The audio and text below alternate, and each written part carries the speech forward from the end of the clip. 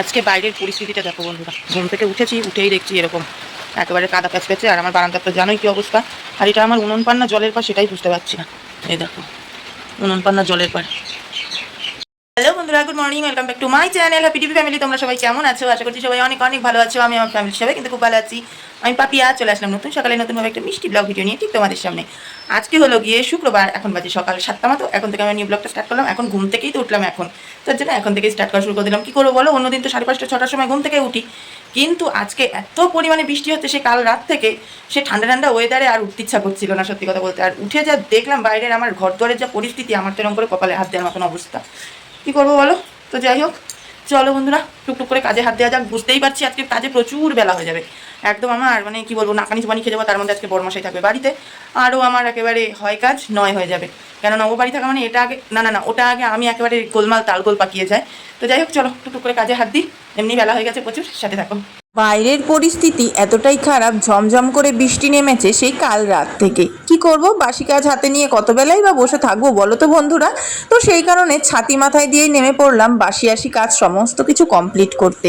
এদিকে উনুন পাড়ের নিকাবো বলে মাটি তুলে নিয়ে আসলাম, তারপরে কড়াটায়ও কাদা লাগিয়ে চলে আসলাম সোজা রান্নাঘরটাকে পরিষ্কার করতে। জানি রান্নাঘরটা পরিষ্কার করা না করা দুটোই সমান, কারণ একটু পরে অ্যাডজাস্টার বেয়ে বেয়ে জল পড়ে আমার সারা রান্নাঘরটাই ভেসে যাবে। তারপরে এদিক ঘরের থেকে শুকনো জামা কাপড়গুলো নিয়ে ঘরটাকে পরিষ্কার পরিপাটি করে গুছিয়ে নিয়ে তারপরে এই দেখো আমার এই বারান্দার অবস্থাটা দেখো। এর মধ্যে তো ঠোঙাঠাঙির মধ্যে তো একেবারে বলতে পারো জল জমা হয়ে কি অবস্থা। আর এই ঘরের অবস্থা দেখো বন্ধুরা, বৃষ্টি হওয়াতে কীরকম জল বেয়ে পড়ছে দেয়াল থেকে, দেখেছো? এই দেখো কীভাবে জল বেয়ে বেয়ে দেয়াল থেকে পড়ছে, কি বাজে পরিস্থিতি। আর এদিকে বাপ মেয়ে ওরা দুজনাই তো ঘুমাচ্ছে একেবারে ভস ভস করে নাক ডেকে। এই দেখো, দেখেছো? চলো, ঘুম নেই শুধু আমাদের ঘরের বউদের, আমাদের অন ডিউটি, কী বা বর্ষা, কী বা শীত, কী বা গরম, কী বা শরৎ। চলো, দুনিয়ার কাজবাজ সব কিছু ফেলে রেখে এখন হাতে কাজ থাকা সত্ত্বেও বসে থাকতে হচ্ছে। কেন জানো? বাইরের পরিস্থিতি ঝমঝম করে বৃষ্টি হচ্ছে, কিন্তু এই বৃষ্টির মাঝখানে তার বাইরে গিয়ে কাজ করতে পারবো না। কিচ্ছু কাজ হয়নি, শুধু ঘর বাড়িতে ঝাঁটানো হয়েছে জানো। আর আমার কাজ ফেলে রেখে একদমই বসে থাকতে খুব বিরক্ত লাগছে। তাই ভাবছি যে মাথায় কি প্লাস্টিক পেতে ছাতি নিয়ে নেমে পড়বো আর কী করবো, তাই ভাবছি। কারণ এই বৃষ্টি সেই কালকে রাত্রি থেকে নেমেছে, কখন যে কমবে তার ঠিক নাই। আর আদৌ আজকে কমে কি তারও ঠিক নাই। কী হবে ভগবান জানে। দেখি এরকম আর আধা ঘন্টা যদি এরকম হয়, মাথায় প্লাস্টিক পেতে ছাতি নিয়ে কাজে নেমে পড়তে লাগে, কিছু করেন না। চলো,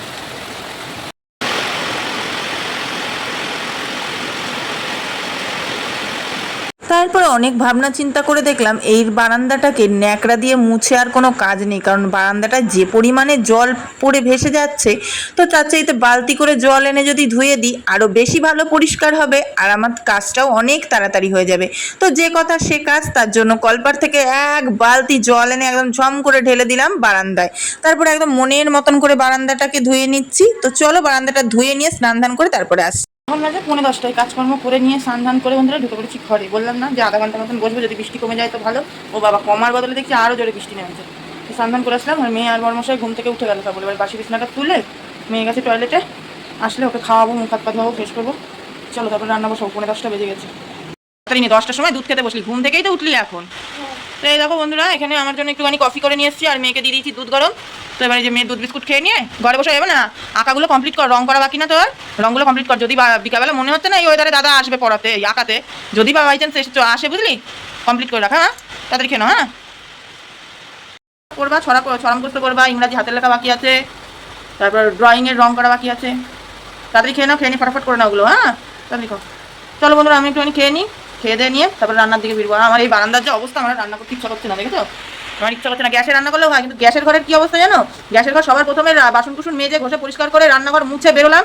ও বাবা, দেখি কি এই মানে অ্যাডজাস্টারে গা বেয়ে জল পড়ে পড়ে নিচে পুরো পুকুর বেঁধে গেছে।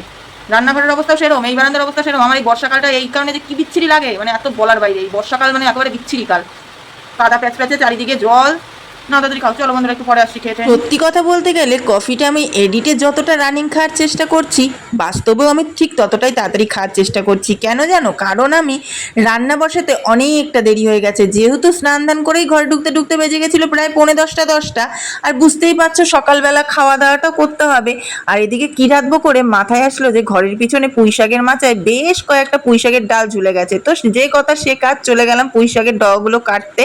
আর এদিকে দেখো পুঁই শাক দিয়ে আলু আলু দিয়ে কাঁকরোল দিয়ে সমস্ত কিছু দিয়ে করবো একটা চচ্চড়ি, আর তার সাথে করবো ডাল। আর ওইদিকে পুকুর থেকে মাছ ধরছে, জানি না কখন মাছ ধরে আসবে, কিন্তু এটা দিয়ে তো করতে তো লাগি, আর সকালবেলা তো খেতে তো হবে কিছু দিয়ে। তো সেই কারণে এদিকে ডাল সেদ্ধ হচ্ছে, আর এদিকে আমি পুঁই শাকটাকে কেটে নিচ্ছি। আর মাছ যদি বাই চান্স না হয় তখন ফ্রিজে রয়েছে ডিম, তো ডিম একটা ভাজা করে দেবো বরমশাইকে। তো যাই হোক, দেখা যাক কতদূর কি হয়। এদিকে আমি চলো শাক টাকগুলো কুটে বেটে নিয়ে রান্না টান্না কমপ্লিট। এদিকে মেয়ে রান্নাবাড়ি কমপ্লিট করে মেয়ের হোমওয়ার্ক কমপ্লিট করলাম। এবার দেখবো একটুখানি টিভি, সমস্ত কাজ বাজ সব কিছু কমপ্লিট। আজকে ধোয়া মাজাও হয়ে গেছে। কোনোদিন দুপুরবেলা খাওয়া দাওয়া করে নিয়ে তারপরে ধোয়া মাজা করি, কিন্তু আজকে সকালবেলা খেয়ে নিয়ে ধোয়া মাজা করে নিয়েছি। যেহেতু বরমশাই বাড়ি রয়েছে, তো আজ যেন আমার হয়রানি না হয়, সেই কারণে আগে আগে সব কাজগুলো গুছিয়ে নিচ্ছি। আর আমার বরমশাই এমনি তো টাইম দিতে পারেই না কাজে, ধরো সেই সকালবেলা 7টার সময় বেরিয়ে যায়, বাড়ি আসে সেই রাত 11টায়, দুপুরবেলা একটুখানি খেতে আসে, খাওয়ার টাইমটুকু সময় তো দিতেই পারে না। আজকে সেটা নিয়ে ওকে বলবো, ঠিক আছে? চলো বাড়ি আসুক, এখন গেছে মাঠে সেই গরু নিয়ে সকাল 11টার সময়, তার মাঝখানে এসে একবার খেয়ে গেল। ওই চলো একটু পরে আসছি, একটু ফ্রেশ এখন টিভি দেখে নিই। আর মেয়ে গেল ওর বর্মার ঘরে খেলতে, সীমা মানে আমাদের বাড়ির বড় মেয়ে, ও তো এসছে ওর ছেলের সাথে খেলতে গেছে। চলো একটু পরে আসছি, সাথে থাকো। আজ বিকেল 4টে মতন, এখন এই যে পুকুর থেকে মাছ ধরেছে, সেই মাছ 4 পিস দেবো ঝাল। আর বর্মাশাই এখনো মাছ থেকে আসার কোনো খবর নেই, কখন আসে সেটাই আমি দেখবো, দুপুরবেলার খাওয়া কখন খায় সেটাই। চলো মাছটা ভেজে নিয়ে ঝাল দিয়ে নিই, মেয়েকে পড়াতে আসবে আবার 4:30 থেকে। এদিকে আমার মাছের ঝাল রান্না কমপ্লিট। তো চলো আজকে দুপুরের রাতের মেনুটা কি একবারে দেখিয়ে দিই, আর একবারে ভাতটাও বেড়ে নিই, মা মেয়ে দুজন মিলে খেয়ে নিই। কিন্তু বরমাশাই এখন মাঠের থেকে আসেনি, তাই মা মেয়ে দুজন মিলে খেয়ে নিই। তো এই যে আমাদের দুপুরবেলার ভাতের থালা রেডি। তো আজকে দুপুরের মেনু, রাতের মেনুতে রয়েছে মুসুরির ডাল পেঁয়াজ দিয়ে, তার সাথে নিয়ে নিয়েছি একটা লেবু, আর তার সাথে এই যে মাছের ঝাল করলাম এখনই, সেই মাছের ঝাল আর পুঁই শাকের তরকারি। তো চলো খেয়ে নিই, খেয়ে দিয়ে নিই তারপরে আসি। এই দেখো ফাইনালি ঘরে এসেছে, তখন বাজে 5টা বাজতে চললো। এখন এসে বলছে কোনো রকম তাড়াতাড়ি ভাত খেয়ে নিয়ে আবার যাবে সবজি বাজারে সবজি মার্কেট করতে। আর আমিও বায়না ধরলাম যাবো বলে। আমার নিয়ে যাবা কাল বাজারে? কেন? আরে আমি আর গ্লাস হয়ে যাবে। আমাকে নিয়ে যাবা? আরে যাইতে সর। না আমার নিয়ে যাবা, যাবে তো কি?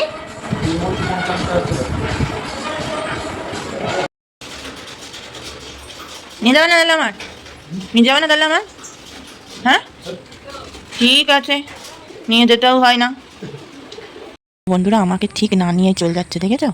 ওই দেখো চলে যাচ্ছে আমাকে ঠিক না নিয়ে, দেখো একা একা। আবার আমি বলছি যাবো, বলছে ওই মোটরসাইকেলটা যে ওই যে আমাদের মোটরসাইকেলটা, বলছে ওর মধ্যে 3-4 জন যাবে, ওর মধ্যখানে যদি বসতে পারিস তাহলে চ।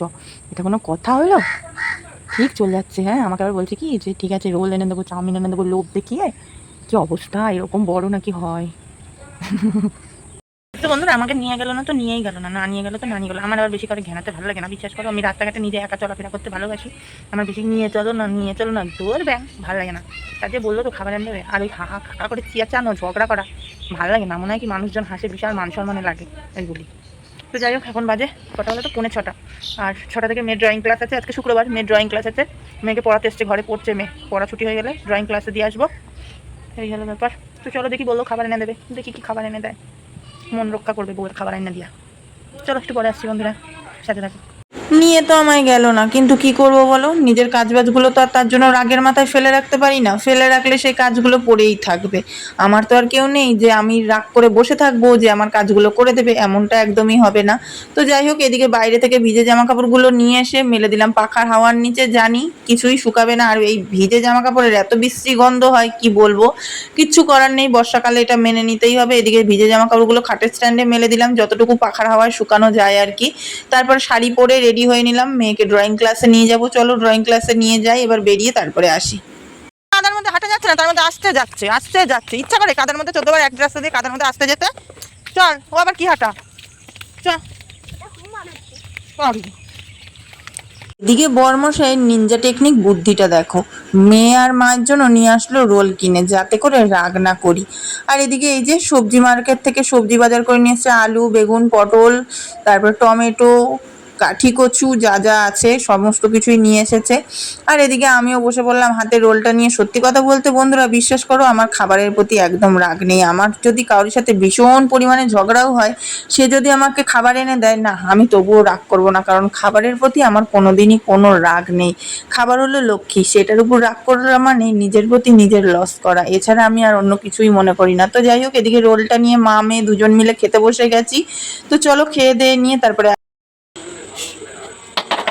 দেখো বন্ধুরা, এদিকে বর্মশাই যে হাটে গেছিল নিয়ে এসেছে গলদা চিংড়ি খেতে ইচ্ছা করেছে, গলদা চিংড়ি এনেছে। আর আমি এটাকে এখন কেটে মেটে ধুয়ে মুছে পরিষ্কার করে ফ্রিজে রেখে দেবো। কেন জানো তো? কারণ কালকে শনিবার, কালকে তো রাত বই না আস, রবিবার দিনটা আমার এক জায়গায় যাওয়ার কথা, শিওর না কোনো, যদি যাই তো তাহলে টাইম পাবো না। তো সেই কারণে, আর এদিকে ব্যাংকগুলো না এত জ্বালাতন করতে, কি বলবো, তো সেই কারণে একেবারে ধুয়ে কেটে মুছে পরিষ্কার করে ফ্রিজে রেখে দেবো। সকালবেলায় শুধু বার করবো ফ্রিজ থেকে, ধুয়ে রান্না করবো, ব্যাস। তো চলো চটপট করে এগুলো ধুয়ে মুছে নিই, তারপরে আসছি। টাটা। তারপর আর কি মাছটাকে ধুয়ে ফ্রিজে রেখে দিলাম, আর তারপরে চলে আসলাম এইখানে এই যে সবজি বাজারগুলো সুন্দর করে রেখে দিতে। এই নিচে পড়ে গেছে, দেখো কেমন লাগে বলো টমেটোগুলো। এই টমেটোগুলো উপরে রাখি, নাহলে একদম চিড়ে চ্যাপটা হয়ে যাবে।